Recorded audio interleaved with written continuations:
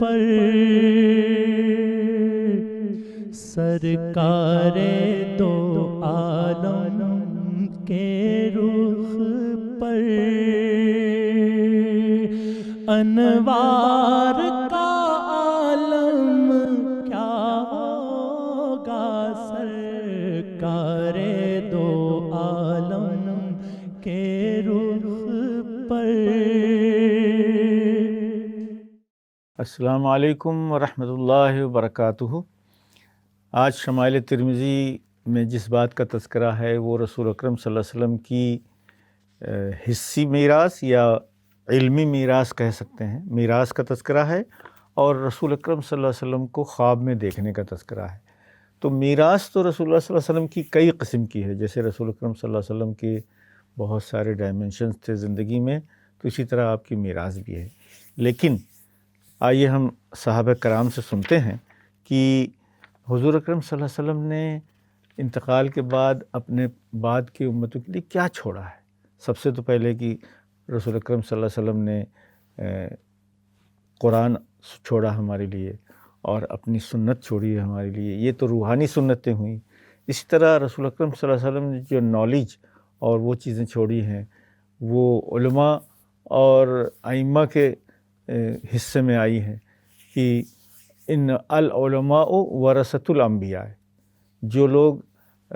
روحانی لیڈر ہیں، علماء ہیں اور جو قاری ہیں، جو ائمہ ہیں، یہ سب رسول اکرم صلی اللہ علیہ وسلم کے روحانی وارث ہیں، اور ان گویا رسول اکرم صلی اللہ علیہ وسلم کا رول ادا کر رہے ہیں آج کل کے معاشرے میں۔ لیکن اس کے علاوہ حالانکہ ہم دیکھ چکے ہیں کہ رسول اکرم صلی اللہ علیہ وسلم نے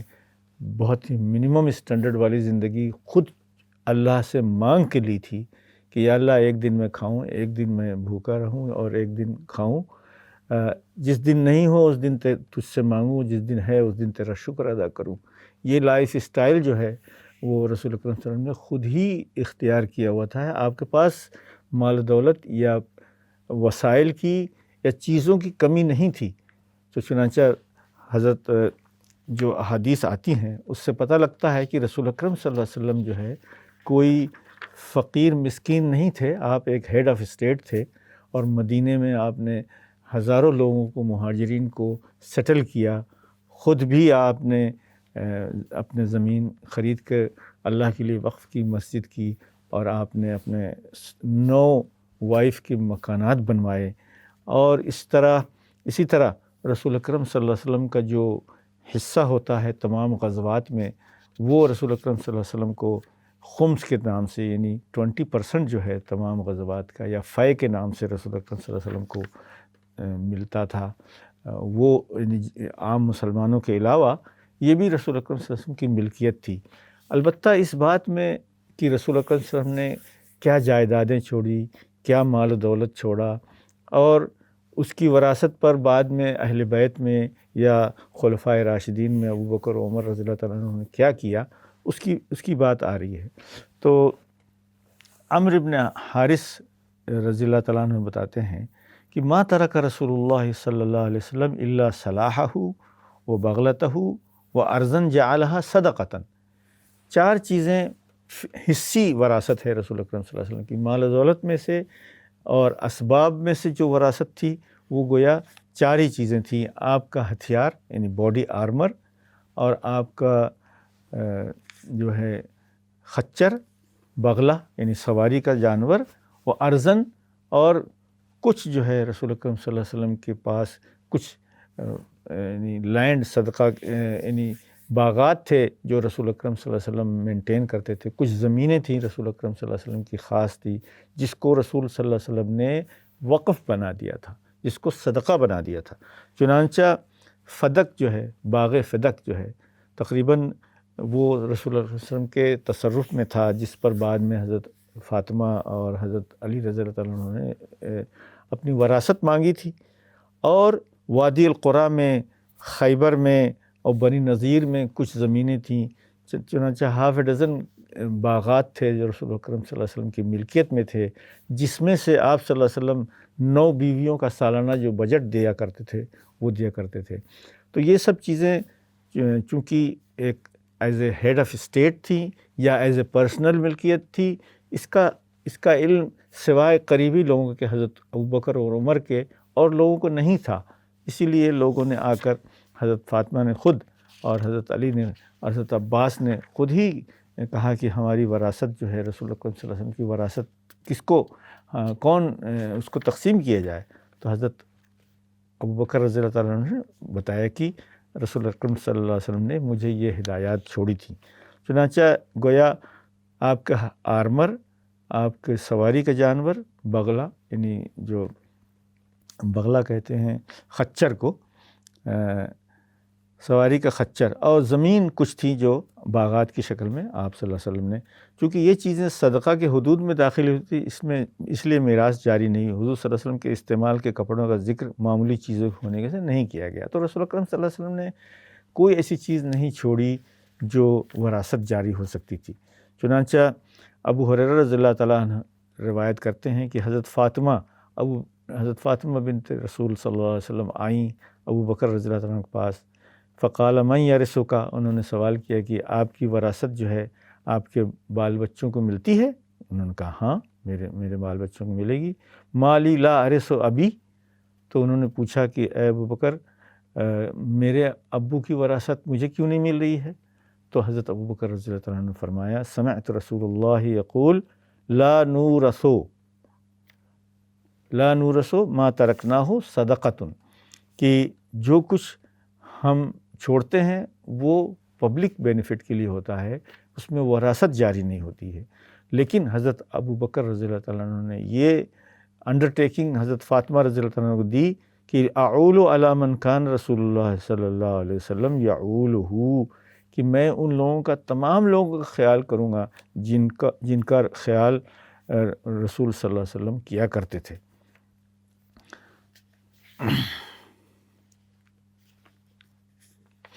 تو یہ غلط فہمی عام لوگوں کو، خود حضرت فاطمہ رضی اللہ عنہ کو، حضرت علی، حضرت عباس رضی اللہ عنہ تھی، لیکن جب انہوں نے حضرت ابو بکر رضی اللہ عنہ سے پوچھا اور ان سے بات چیت ہوئی تو ان کو سمجھ میں آ گیا، پھر انہوں نے اس کے بعد کبھی نہیں کیا۔ چونکہ رسول اکرم صلی اللہ علیہ وسلم کی ایک ذاتی حیثیت بھی تھی اور ایک ہیڈ آف اسٹیٹ کی تھی، تو حضرت ابو بکر رضی اللہ تعالیٰ عنہ نے اس کو پوری وضاحت کر دی کہ میں as a head of state and as a نائب آف رسول صلی اللہ علیہ وسلم، میں ان سب لوگوں کو خرچہ پانی دیتا رہوں گا جن کو رسول اکرم صلی اللہ علیہ وسلم ان باغات اور ان صدقات سے دیتے تھے۔ اسی طرح ابو البختری روایت کرتے ہیں کہ عباس رضی اللہ عنہ، علی رضی اللہ تعالیٰ عنہ، یہ دونوں حضرت عمر کے پاس آئے اور ہر ایک نے ایک دوسرے کے خلاف شکایت کی کہ یہ اس طرح مینج کر رہے ہیں، اس طرح مینج کر رہے ہیں۔ یہ ایک لمبی سی حدیث بخاری شریف میں بھی آئی ہے کہ اسی میں یہ بھی آتا ہے کہ حضرت عمر نے کہا کہ اللہ کی قسم دیکھو، تم کو معلوم ہے کہ رسول اکرم صلی اللہ علیہ وسلم نے کہا کہ جو کچھ وہ چھوڑ کے گئے ہیں وہ صدقہ ہے اور اس میں وراثت نہیں ہوگی، تو انہوں نے کہا کہ ہاں۔ اور حضرت ابو بکر رضی اللہ تعالیٰ عنہ نے اور حضرت عمر رضی اللہ تعالیٰ عنہ نے حضور صلی اللہ علیہ وسلم کے جو قریبی لوگ تھے ان کے ذمے اس کا مینجمنٹ دے دیا تھا۔ فدق کا باغ جو ہے اور جو دوسری زمینیں تھیں ان سب کو حضور اکرم صلی اللہ علیہ وسلم کے رشتہ داروں کو دے دیا تھا کہ آپ لوگ اس کا انتظام سنبھالیں اور اس کی آمدنی میں سے ان لوگوں کو دیں، تمام ازواج کو اور آل بیت کو دے۔ اہل بیت کا جو حصہ تھا وہ گویا اہل بیت کا دینا جو ہے اس گویا وقف سے آتا تھا، نہ یہ کہ وہ تقسیم کر کے ان کو دے دیا جاتا۔ تو یہ 3 حدیثیں اس طرح آئیں۔ اس کے بعد یہ ہے کہ مالک ابن اوس کہتے ہیں کہ عبد الرحمن ابن عوف، طلحہ، سعد، علی اور عباس، یہ سب لوگ اس باغ فدق کے انتظام کے سلسلے میں اور اس کے مصارف کے سلسلے میں کچھ اختلافات ہو گئے تھے، تو آئے تو حضرت عمر رضی اللہ عنہ نے بہت ڈیٹیل سے ان کو سمجھایا اور کہا کہ آپ لوگ اگر اسی طریقے سے اس کو مینج کریں تو فبہا، اگر نہیں تو میں لے لوں گا اور پھر میں ہی مینج کروں گا جیسے حضرت ابو بکر رضی اللہ عنہ مینج کرتے تھے۔ اور گویا پھر یہ مسئلہ اس کے بعد پھر کبھی نہیں آیا، کیونکہ اس کے بعد جو ہے حضرت عثمان رضی اللہ عنہ کے زمانے میں بھی حضرت عثمان مینج کر رہے تھے یا حضرت علی رضی اللہ تعالیٰ عنہ اس کو مینیج کر رہے تھے، اور اس کے بعد خود حضرت علی رضی اللہ عنہ جب خلیفہ ہوئے تو آپ نے بھی اس کو اسی طرح مینیج کیا جیسے کہ اس سے پہلے کیا کرتے تھے۔ تو اسی طرح آخری حدیث جو ہے وراثت کے سلسلے میں یہ ہے جو کہ حضرت عائشہ رضی اللہ تعالیٰ عنہ نے بیان کیا ہے کہ ما ترک رسول اللہ صلی اللہ علیہ وسلم دینارا ولا درہما ولا شاتم ولا بعیرا ولا عبدا ولا امتا۔ اس طرح یہ حدیث آئی ہے کہ حضرت عائشہ رضی اللہ عنہ فرماتی ہیں کہ رسول اکرم صلی اللہ علیہ وسلم اتنے سخی اور خرچ کرنے والے تھے کہ آپ نے نہ اپنے لیے نہ اپنے فیملی کے لیے کوئی چیز بچا کے نہیں رکھی، نہ سونے چاندی کے سکے چھوڑے، نہ کوئی بکری چھوڑی، نہ کوئی اونٹ چھوڑا، اور نہ کوئی غلام باندی چھوڑا، بلکہ سب گویا آپ صلی اللہ علیہ وسلم نے ہمیشہ زندگی میں بانٹنے والا کردار ادا کیا ہے۔ چنانچہ مرض الموت کے اس میں دیکھا ہے، آپ لوگوں نے سنا ہے کہ آپ کے پاس کچھ دینار گھر میں رکھے ہوئے تھے تو اس کی فکر تھی آپ نے انہیں انتقال سے پہلے حکم دے دیا کہ انہیں تقسیم کر دیا جائے، تاکہ رسول اکرم صلی اللہ علیہ وسلم کے ذہن میں کسی چیز کا بوجھ نہ ہو، کسی چیز کی ملکیت کا اور اس کے بعد اس کے تقسیم کا کوئی جھگڑا نہ ہو۔ البتہ جو زمینیں تھیں وہ تو آپ صلی اللہ علیہ وسلم نے ایز اے گورنمنٹ ڈپارٹمنٹ بنا دیا تھا، جس کو حضرت ابوبکر، حضرت عمر، حضرت عثمان، حضرت علی اور ہمیشہ تک وہ مینیج کیا جاتا تھا۔ اور اس کے بعد پتہ نہیں خلفاء کے زمانے میں کیا ہو گیا کہ آج کل اس کا تذکرہ نہیں ملتا ہے، لیکن گویا اہل تشیع حضرات نے اس کو ایک ایشو بنا دیا، سنہ اور شیعہ کا جھگڑا بنا دیا۔ لیکن جیسا کہ احادیث سے سمجھ میں آتا ہے کہ رسول صلی اللہ علیہ وسلم کی جو اصل وراثت ہے وہ آپ کا میسج ہے، آپ کی سنت ہے، آپ کی روحانی تربیت ہے، آپ کا علم ہے، جو مختلف شکلوں میں مختلف امت کے دوسرے افراد، اولیاء اللہ، ائمہ کرام، علماء اعظام، مفتیان کرام، یہ سب جو رسول اکرم صلی اللہ علیہ وسلم کی طرف سے رسول کی وراثت ہی بانٹ رہے ہیں، یہ حصی نہیں، روحانی اور ابد الآباد میں کام آنے والی ہے۔ روپیے پیسے اور زمین اور دولت جو ہے یہ رسول اکرم صلی اللہ علیہ وسلم نے ایز اے وراثت نہیں چھوڑی ہے، کیونکہ انا معاشر الانبیاء لا نورث، انبیاء نبی جو ہوتا ہے وہ جو ہے وہ وراثت نہیں چھوڑتا ہے، بلکہ جو بھی چھوڑ جاتے ہیں وہ صدقہ اور للہ ہوتا ہے۔ تو رسول اکرم صلی اللہ علیہ وسلم نے گویا آل رسول کے لیے اور اپنے اولاد، اپنے بیویوں کے لیے اور رشتہ داروں کے لیے جو چھوٹا وہ ایک پرماننٹ ڈپارٹمنٹ تھا جس کی انکم سے ان کو دیا جاتا تھا، ان کے تصرف میں نہیں تھا، جس کے مینیجر خود حضرت علی رضی اللہ تعالیٰ عنہ اور عباس ابن مطلب رضی اللہ تعالیٰ عنہ آپ کے چچا تھے، جو اس کو تمام زمینوں کا خیال رکھتے تھے اور اس کو خرچ کرتے تھے۔ تو یہ کوئی ایسے جھگڑے کی بات نہیں ہے، چونکہ رسول اکرم صلی اللہ علیہ وسلم کا فیض تو سارے عالم کو پہنچ رہا ہے، ساری انسانیت کو پہنچ رہا ہے۔ اب آخری چیپٹر جو شمائل ترمذی کا ہے وہ رسول اکرم صلی اللہ علیہ وسلم کے انتقال کے بعد آپ کو خواب میں دیکھنے کا ہے کہ اب ہمارے پاس کیا راستہ رہ گیا ہے کہ ہم کس ونڈو سے رسول اکرم صلی اللہ علیہ وسلم کو دیکھ سکتے ہیں۔ تو اس بات میں بھی ہمارے پاس بہت کچھ تائیدات ہیں کہ خواب میں اگر رسول اکرم صلی اللہ علیہ وسلم کو دیکھنے کی دولت نصیب ہو جائے تو یہ سچی اور صحیح دولت ہوتی ہے، اس میں کوئی شبہ نہیں، شیطانی وسوسے کا اس میں خیال نہیں ہو سکتا ہے۔ خواب کے بارے میں پوری ڈیٹیل بتانا اس میں ضروری نہیں ہے، لیکن گویا رسول اکرم صلی اللہ علیہ وسلم نے ہم کو یہ اطمینان دلا دیا ہے کہ من رآنی فی المنام فقد رآنی۔ حضرت عبداللہ ابن مسعود رضی اللہ تعالیٰ عنہ بیان کرتے ہیں کہ جس نے مجھے خواب میں دیکھا اس نے حقیقتاً مجھی کو دیکھا، اس لیے کہ شیطان میری صورت نہیں بنا سکتا، یعنی وہ پیٹنٹ بھی نہیں کر سکتا خواب میں بھی کہ وہ رسول ہے، کیونکہ اگر اس کو یہ طاقت دے دی جائے تو اس کے گمراہی کی طاقت میں بہت اضافہ ہو جائے گا۔ اسی طرح حضرت ابو ہریرہ رضی اللہ تعالیٰ عنہ فرماتے ہیں کہ جس نے مجھے خواب میں دیکھا اس نے حقیقتاً مجھی کو دیکھا ہے، اس لیے کہ شیطان میری صورت نہیں بنا سکتا۔ تو جیسا کہ عالم حیات میں حضور صلی اللہ علیہ وسلم کو شیطان کے اثر سے محفوظ فرمایا تھا اللہ تعالیٰ نے، ایسے ہی حضور کے انتقال کے بعد بھی شیطان کو یہ قدرت نہیں دی گئی کہ آپ کی صورت بنا سکے۔ یہ امر طے شدہ ہے کہ یہ سوچنا کہ جو لوگ خواب میں دیکھتے ہیں وہ مختلف شکلوں میں دیکھتے ہیں، لیکن اگلی حدیث جو آ رہی ہے طارق ابن اشیم کی، کہ جس نے انہوں نے بھی یہ روایت کی کہ جس نے مجھے دیکھا اس نے حقیقتاً مجھے کو دیکھا ہے، اس لیے کہ شیطان میری صورت نہیں بتا سکتا۔ تو کچھ اور لوگوں نے بھی جو حضرت حضور صلی اللہ علیہ وسلم کے بعد حضور صلی اللہ علیہ وسلم کو خواب میں دیکھا ہے، حضرت عبداللہ ابن عباس سے آگے بیان کیا، تو انہوں نے حضرت عبداللہ ابن عباس نے پوچھا کہ ذرا ہمیں بتاؤ کہ آپ کیسے تھے، کیا دیکھا آپ نے؟ تو ابو ہریرہ رضی اللہ تعالیٰ عنہ فرماتے ہیں کہ حضور کا ارشاد جب حضرت ابو ہریرہ نے جب یہ حدیث بتائی اپنے شاگردوں کو، تو کلیب کہتے ہیں، ان کے ایک شاگرد کہتے ہیں کہ میں نے اس حدیث کا ابن عباس سے تذکرہ کیا اور یہ بھی کہا کہ مجھے خواب میں حضور کی زیارت میسر ہوئی ہے۔ اس وقت مجھے امام حسن کا خیال آیا، میں نے ابن عباس سے کہا میں نے اس خواب کی صورت کو حضرت حسن کی صورت کے بہت مشابہ پایا۔ اس پر ابن عباس نے اس کی تصدیق فرمائی۔ یعنی یہ جو کلیب حضرت ابو ہریرہ کے شاگرد ہیں، انہوں نے آ کے حضرت عبداللہ ابن عباس سے بیان کیا کہ میں نے خواب میں دیکھا ہے رسول اکرم صلی اللہ علیہ وسلم کو،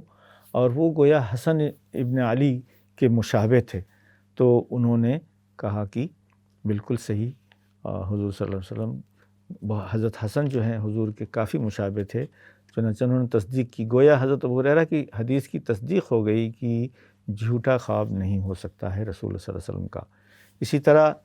یزید الفارسی ایک تابعی ہیں جو مصحف لکھ کر قرآن کے کاتب تھے،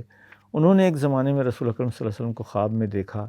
اور عبداللہ بن عباس رضی اللہ تعالیٰ کے پاس آئے کہ میں تصدیق چاہتا ہوں کہ کیا میں نے رسول صلی اللہ علیہ وسلم ہی کو دیکھا ہے؟ تو انہوں نے کہا کہ ایسا کرو کہ ہاں، رسول اکرم صلی اللہ علیہ وسلم نے کہا ہے کہ جو لوگ خواب میں مجھے دیکھتے ہیں وہ مجھے ہی کو دیکھتے ہیں، اور شیطان کا وسوسہ نہیں ہو سکتا۔ تو حضرت عبداللہ ابن عباس نے ایک ایسے ٹیسٹ دیا ان کو کہ چلو بتاؤ تم نے جس کو خواب میں دیکھا ہے وہ کیسے تھے؟ تو انہوں نے پوری طرح جو الفاظ کا میں نقشہ کھینچا، جیسے کہ آپ نے شروع میں شمائل ترمذی میں سنا مجھ سے کہ جس طرح اور صحابہ کرام نقشہ کھینچتے تھے، تو انہوں نے کہا کہ رجلاً بین الرجلین جسمہ و لحمہ اسمر الی البیاض، یعنی رسول صلی اللہ علیہ وسلم درمیانہ قد کے تھے، آپ سانولے رنگ کے، سفیدی مائل سانولے رنگ کے تھے، آپ کی آنکھوں میں سرما تھا، سرمئی آنکھیں تھیں، اور آپ کا جو مسکراہٹ تھی وہ بہترین تھی، اور آپ کی جو چہرہ جو ہے وہ گولائی کی طرف مائل تھا، اور آپ کی داڑھی جو ہے وہ پورے سینوں کو گھیرے ہوئی تھی۔ تو اس طرح جب انہوں نے بتایا کہ خواب میں جس شخص کو میں نے دیکھا ہے یہ یزید الفارسی، تو حضرت ابن عباس رضی اللہ عنہ نے کہا کہ اگر تم ان کو زندگی میں بھی جو تم نے زندگی میں بھی دیکھتے تو ان الفاظ سے زیادہ تم بیان نہیں کر سکتے تھے۔ تو یعنی انہوں نے 100% تصدیق کی کہ یہ ہو سکتا ہے۔ تو یہ گویا مختلف واقعات حضرت علامہ سیوطی رحمۃ اللہ علیہ نے ایک حدیث یہ ان تمام چیزوں کو جمع کیا ہے جن لوگوں نے رسول اکرم صلی اللہ علیہ وسلم کو خواب میں دیکھا، اور ان کی خواب کی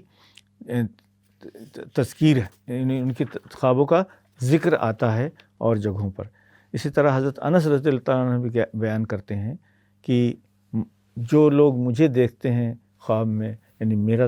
تصور ہوتا ہے تو وہ مجھے ہی کو دیکھتے ہیں، اور وہ شیطان نہیں ہو سکتا۔ اور آپ صلی اللہ علیہ وسلم نے یہ بھی فرمایا کہ ایک مسلمان کا خواب جو ہے وہ گویا نبوت کی طرح ایک میسنجنگ سسٹم ہے جو 1/46 یعنی